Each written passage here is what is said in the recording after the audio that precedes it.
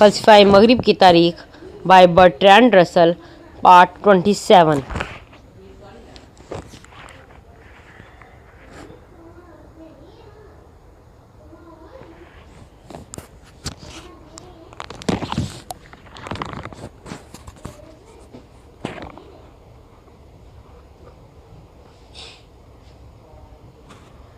اس میں متعدد مشاہدات کا اضافہ کیا۔ انوپائڈس جو انیکساگورس سے تھوڑا ہی عرصہ بعد میں تھا نے راس چکر کی خمیدگی دریافت کی۔ جلد ہی واضح ہو گیا کہ سورج یقیناً زمین سے بہت بڑا ہے۔ اس حقیقت نے ان کی حمایت کی جنہوں نے زمین کو کائنات کا مرکز ماننے سے انکار کر دیا تھا۔ افلاطون کے زمانے کے فوراً بعد فیثاغورسیوں نے مرکزی آگ اور مقابل زمین کو تصور ترک کر دیا۔ پونٹس نے ہیراکلائڈیز جس کا زمانہ 315 سے 388 کافیم ارسطو کی ہم عصری کا تھا، نے دریافت کیا کہ زہرہ، وینس اور عطارد مرکری سورج کے گرد گھومتے ہیں، اور یہ خیال اپنایا کہ زمین خود بخود ہر 24 گھنٹوں میں ایک بار اپنے محور کے گرد گھومتی ہے۔ یہ آخری امر ایک بہت اہم قدم تھا جسے کسی پیش رو نے نہیں اٹھایا تھا۔ ہیراکلائڈس افلاطون کے مکتب سے تعلق رکھتا تھا اور یقیناً ایک بڑا آدمی ہوگا، لیکن حسب توقع اس کی زیادہ عزت افزائی نہ ہوئی۔ اسے ایک فربہ بانکا کے طور پر بیان کیا جاتا ہے۔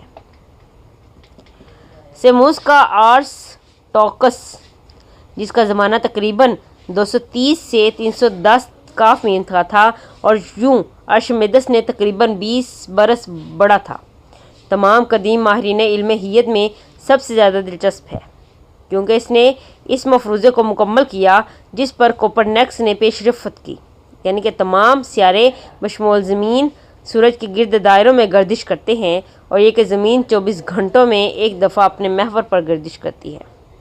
یہ جان کر ذرا مایوسی ہوتی ہے کہ ارسٹاکس کی واحد موجود کتاب سورج اور چاند کی جسامت اور فاصلے The Moon on the Sizes and Distances of the Sun on the Sizes and Distances of the Sun and the Moon میں زمینی مرکز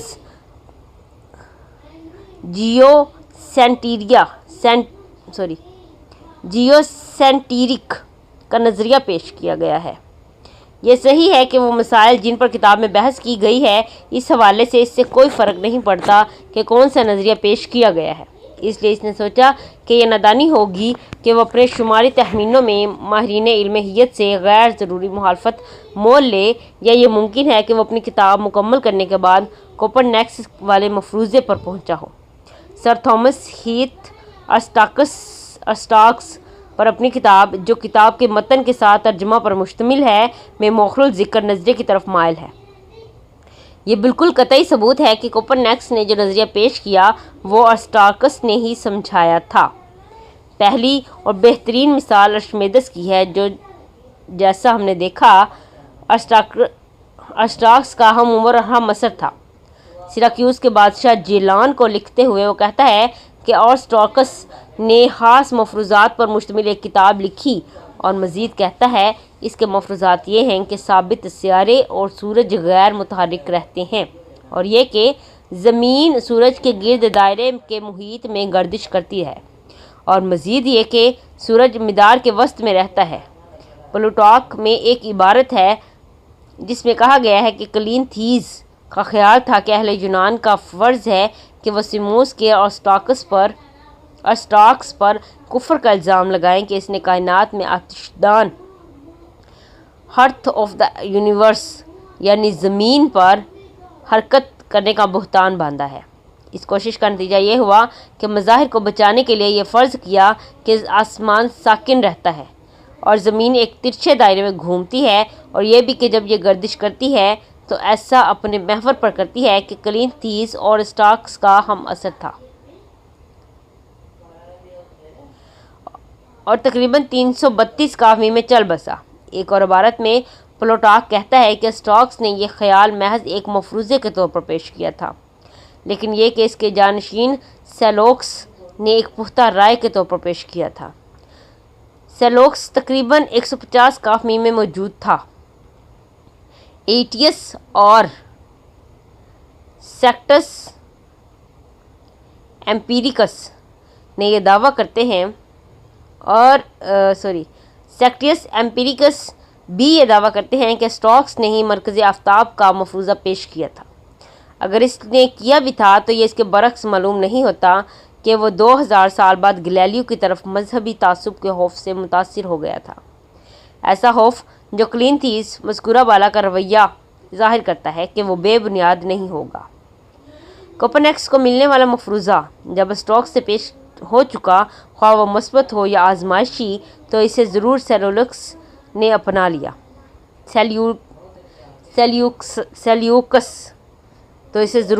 سیلیوکس نے اپنا لیا، لیکن ایسا کسی اور قدیم ماہر علم حیت نے نہ کیا۔ یہ عام تردید زیادہ تر ہیپوکس کی وجہ سے ہوئی جو 126 سے 161 کاف میم میں زندہ تھا۔ ہیتھ نے اسے عہد قدیم کا سب سے بڑا علم حیت بیان کیا ہے۔ وہ پہلا شخص ہے جس نے ترتیب کے ساتھ علم مثلث پر لکھا ہے۔ اس نے نقطہ اعتدال لیل و نہار دریافت کیے۔ اس نے چاند کے مہینے کی طوالت کا تخمینہ لگایا جس میں 1 سیکنڈ سے کم غلطی تھی۔ اس نے اسٹوکس کے سورج اور چاند کی جسامت اور ان کے فاصلوں کو بہتر بنایا۔ اس نے 850 ثابت ستاروں فکسڈ سٹارز کی فہرست تیار کی اور انہیں عرض بلد اور طول بلد دیے، اور اسٹاکس کے مرکز آفتاب کے مفروضے کے برعکس اس نے ایپی سائیکلز کا نظریہ، ایک دائرہ جس کا مرکز ایک دوسرے دائرے کے مرکز کے گرد تک لے جایا جاتا ہے، جسے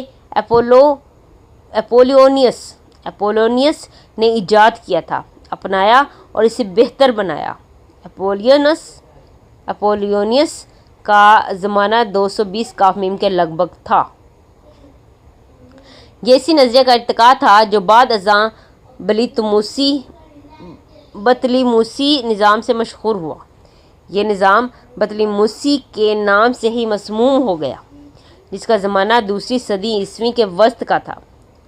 کوپرنیکس کو شاید اگر زیادہ نہیں تو اسٹوکس کے بیشتر فراموش شدہ مفروضے کا کچھ علم ہوا، اور اسے اپنی جدت کے لیے قدیم سنت کی دریافت سے حوصلہ افزائی ہوئی۔ بصورت دیگر بعد کے علم حیت پر اس مفروضے کا اثر صفر تھا۔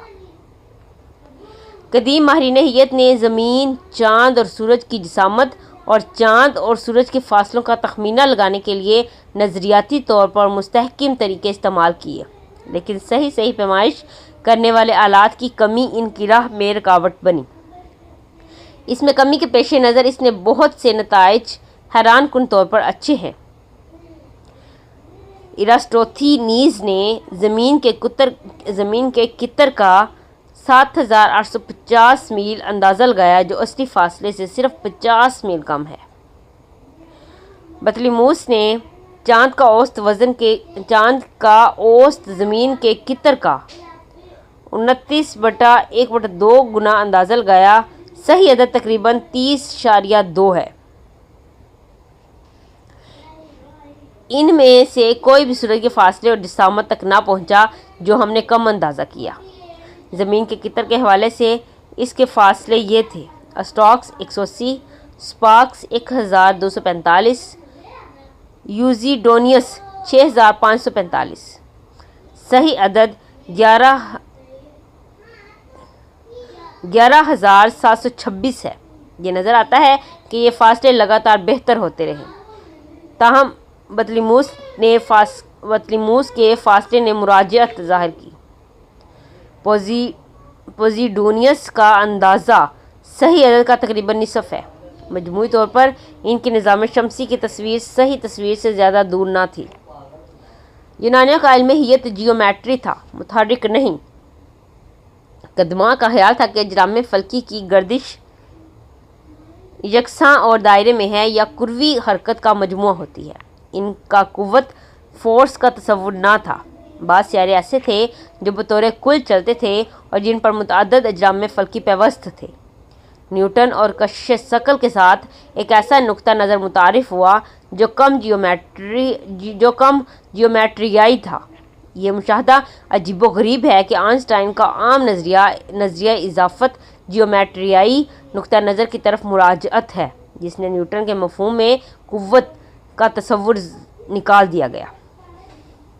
ماہر فلکیات کا مسئلہ یہ ہے کہ آسمانی فضا میں دیے ہوئے جرام فلکی کی گردش میں مفروضے سے ایک تیسرا کوآرڈینیٹ وہ خطوط جن سے حد کے نقطے کا مقام معلوم ہو اور گہرائی اس انداز سے متعارف کرانا کہ مظاہر کا بیان ایسا آسان ہو جیسا ممکن ہو سکتا ہے۔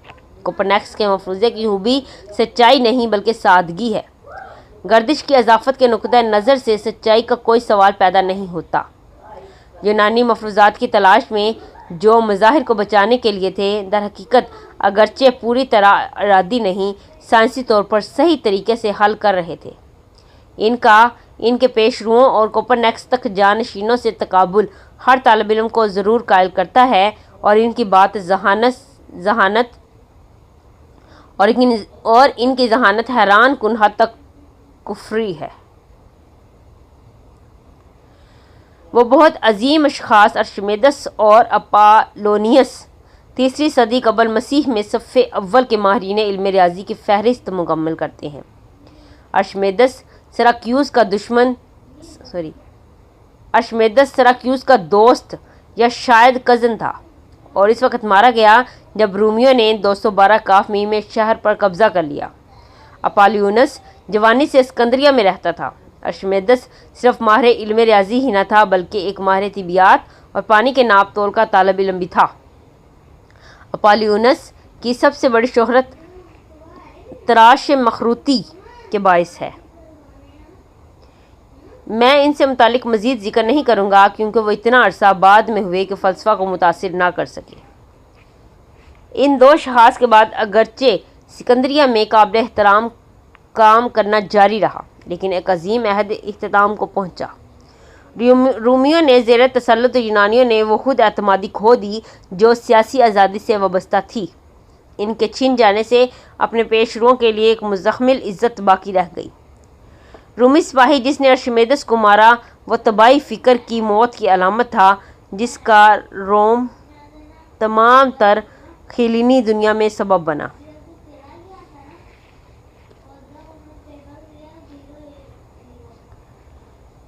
حصہ دوم، قدیم فلسفہ مابعد ارسطو، باب نمبر 25، یونانی تہذیب و تمدن۔ قدیم عہد میں یونانی بولنے والے دنیا کی تاریخ 3 زمانوں میں تقسیم کی جا سکتی ہے۔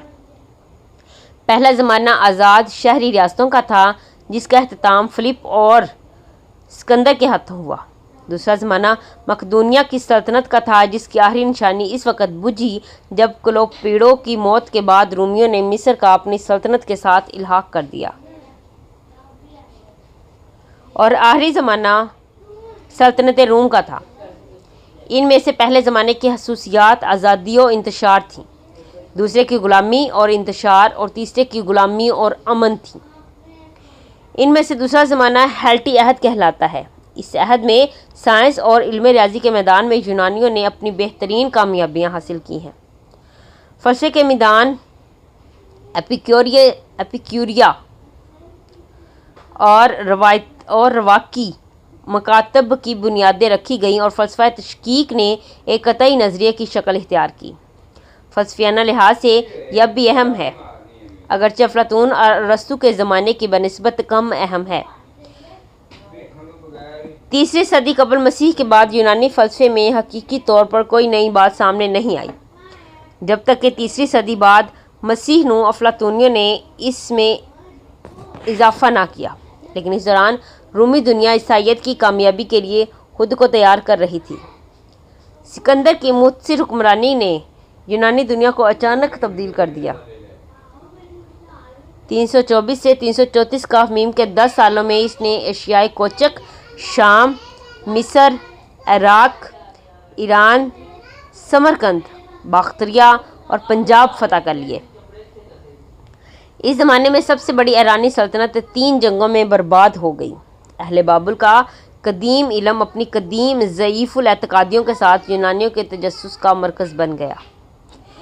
یہی صورت زرتشتی سنویت اور کم درجے میں ہندوستان کے مذاہب کی ہوئی۔ ہندوستان میں اس وقت بدھ مت اپنے عروج کی طرف گامزن تھا۔ جہاں کئی اسکندر گیا، اس نے یونانی شہروں کی بنیاد رکھی۔ افغانستان کے پہاڑوں میں دریائے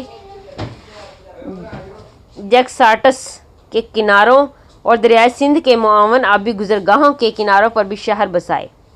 ان شہروں میں اس نے یونانی اداروں کو متعارف کرانے کی کوشش کی اور خود انتظامی سیلف گورنمنٹ کو بھی رواج دینے کی کوشش کی۔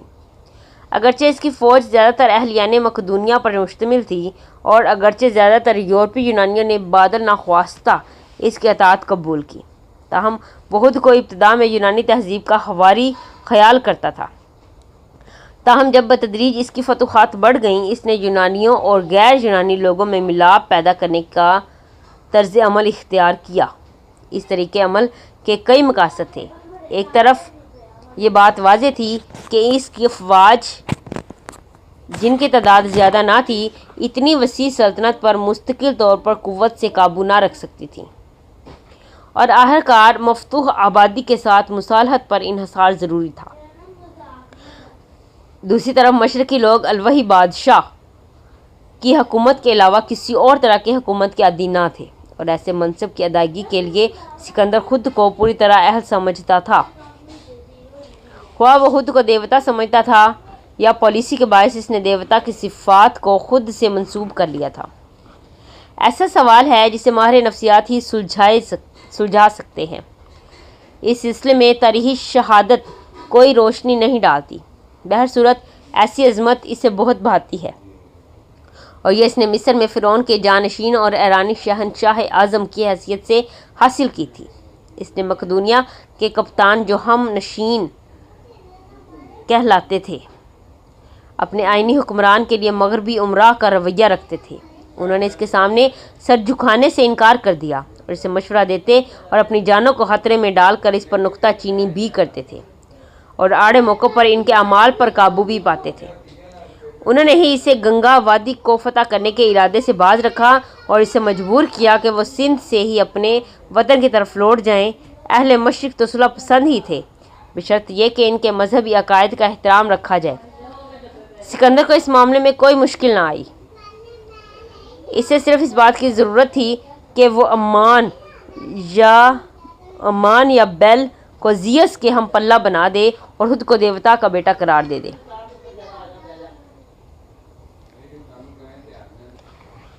ماہر نفسیات کا کہنا ہے کہ وہ فلپ سے نفرت کرتا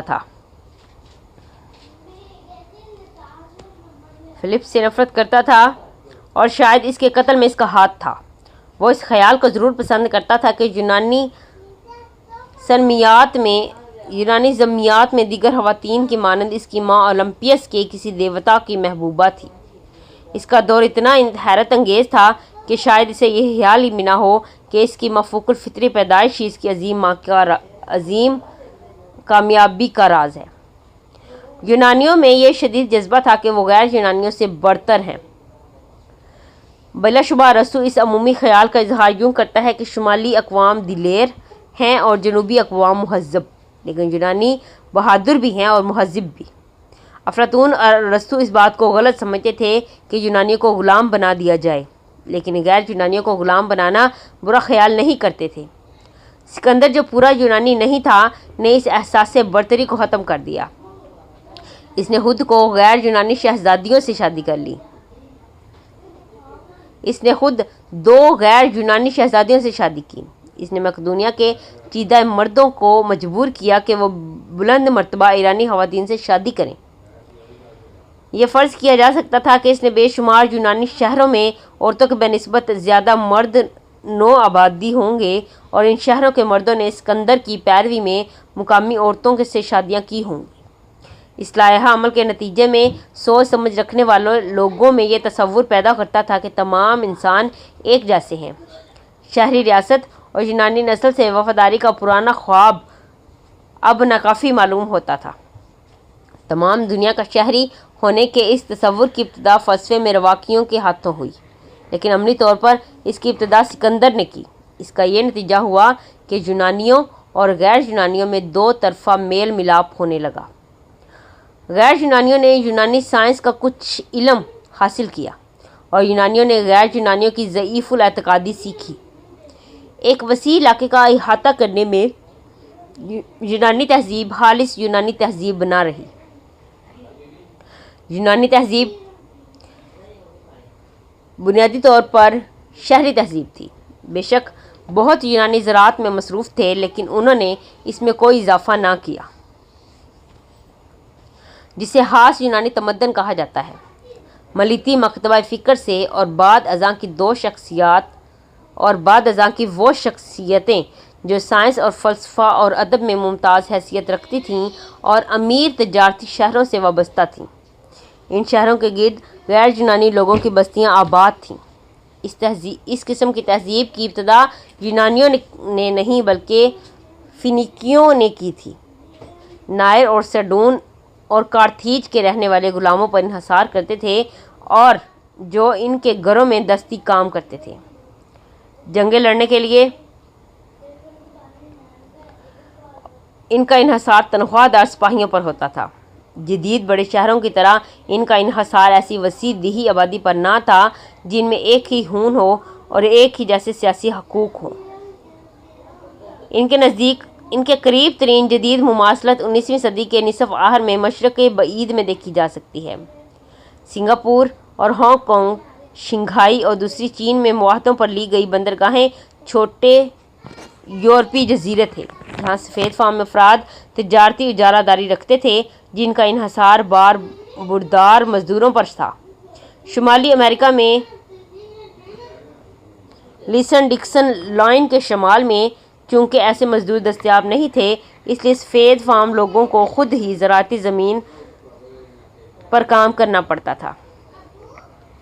یہی وجہ ہے کہ شمالی امریکہ میں سفید فام لوگوں کا تسلط محفوظ ہے، جبکہ مشرق بعید میں ان کی گرفت پہلے سے بہت کم ہو گئی ہے اور آسانی سے بالکل ختم ہو سکتی ہے۔ یہ مماثلت ہمیں یونانیوں نے اس صورتحال سمجھنے میں مدد دے گی جو سکندر کی سلطنت کے مشرقی حصوں میں رہتے تھے۔ سکندر نے ایشیا کے تخیل پر بہت زیادہ اور دیر پا اثر چھوڑا۔ میکابیز کی پہلی کتاب the first book of the میکابیز، جو اس کی موت کے صدیوں بعد لکھی گئی، اس کے دور کے بیان سے یوں شروع ہوتی ہے: اور یہ ہوا کہ اس کے بعد فلپ کا بیٹا سکندر، جو مقدونیہ کا رہنے والا تھا، چٹیم کے علاقے سے باہر آیا اور اس نے ایرانیوں اور میڈیا والوں کے بادشاہ درویش کو قتل کیا۔ اس کی جگہ اب سکندر حکمران ہوا۔ یہ یونان کا سب سے پہلا بادشاہ تھا۔ اس نے کئی مضبوط علاقوں کو فتح کیا اور زمین کے بادشاہوں کو قتل کیا۔ وہ زمین کے دوسرے کونوں تک چلا گیا اور بہت قوموں کے مال غنیمت پر قبضہ کر لیا، یہاں تک کہ دنیا اس کے سامنے خاموش رہی۔ اس پر وہ بہت خوش ہوا۔ اس کا حوصلہ اور بھی بلند ہوا۔ اس نے بہت زیادہ طاقتور فوج اکٹھی کی اور ملکوں، قوموں اور بادشاہوں پر حکمرانی کی۔ یہ بادشاہ اس کے بعد گزار ہو گئے۔ ان واقعات کے بعد وہ بیمار پڑ گیا اور جان گیا کہ وہ قریب الموت ہے۔ اس پر اس نے اپنے خادموں کو بلایا جو کہ اعلیٰ رتبے کے مالک تھے، اور اپنی سلطنت اپنی زندگی میں ہی ان میں تقسیم کر دی۔ پس سکندر نے 12 سال حکومت کی اور پھر دنیا سے چل بسا۔ اسلامی دنیا میں وہ ایک تاریخی ہیرو کی حیثیت سے زندہ رہا۔ آج بھی ہمالیہ کے پہاڑوں میں کئی سردار خود کو اس کی نسل سے ہونے کا دعویٰ کرتے ہیں۔ کسی اور تاریخی ہیرو نے اس جیسی ضمیماتی اہلیت کی ایسی مکمل شہرت نہیں پائی۔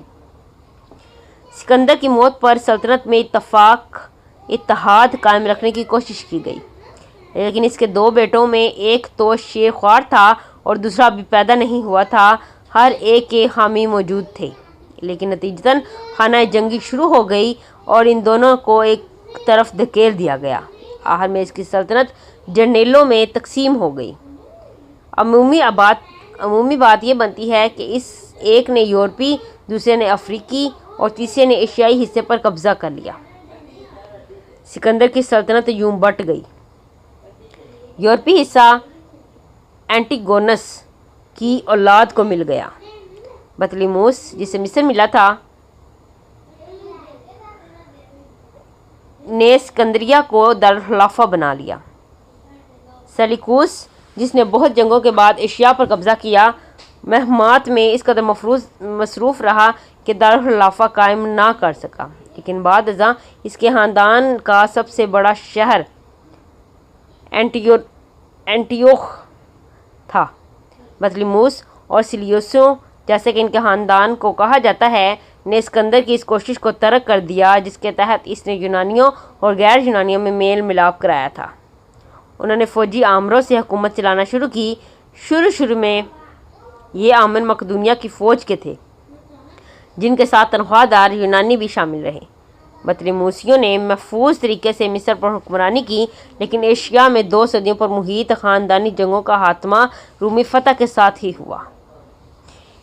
ان صدیوں میں ایران پر پارتھی قابض ہو گئے اور باختریا کے یونانی تنہا ہوتے چلے گئے۔ دوسری صدی کاف میں جس کے بعد ان کا تیزی سے زوال آ گیا۔ ان کا بادشاہ مینیڈیر تھا جس کی ہندوستان کی سلطنت بہت وسیع تھی۔ اس کا ایک اور بدھ مت کے درویش کے درمیان 2 مکالمے پالی زبان میں آج بھی موجود ہیں اور جزوی طور پر چینی زبان میں ترجمہ کی صورت میں ہیں۔ ڈاکٹر ٹارن کا خیال ہے کہ ان میں پہلا اصل میں یونانی زبان کی بنیاد پر ہے، دوسرا جو اس پر ختم ہوتا ہے کہ میئر نے سلطنت چھوڑ دی اور بدھ درویش بن گیا، یقیناً یونانی میں نہیں۔ اس زمانے میں بدھ مت بہت قوی تبلیغی مذہب تھا اور لوگ اسے قبول کر لیتے تھے۔ اشوک 228 سے 264 جو ایک درویش بدھ بادشاہ تھا لکھتا ہے، اور یہ عبارت اب بھی موجود ہے کہ اس نے مقدونیہ کے تمام بادشاہوں کے پاس مبلغین بھیجے۔ بادشاہ کے حضور کی رائے میں سب سے بڑی فتح یہ ہے قانون سے فتح، یہی وہ ہے جسے بادشاہ سلامت نے اپنے ماتحت علاقوں میں بھی رائج کیا ہے، اور ان تمام پڑوسی حکومتوں میں سے جو 600 لیگ کے فاصلے پر ہیں، یہاں تک کہ جہاں یونانی بادشاہ انٹیوخس رہتا ہے اور اس سے پرے جہاں 4 بادشاہ بطلیموس، اینٹیگونس، ماگاس اور سکندر رہتے ہیں۔ اس طرح یہاں بادشاہ کی اپنی زیر ریاستوں میں یوناس کے درمیان پنجاب کے یونانی بدنسبی سے ان مبلغین کے متعلق مغرب میں کوئی تحریر موجود نہیں ہے۔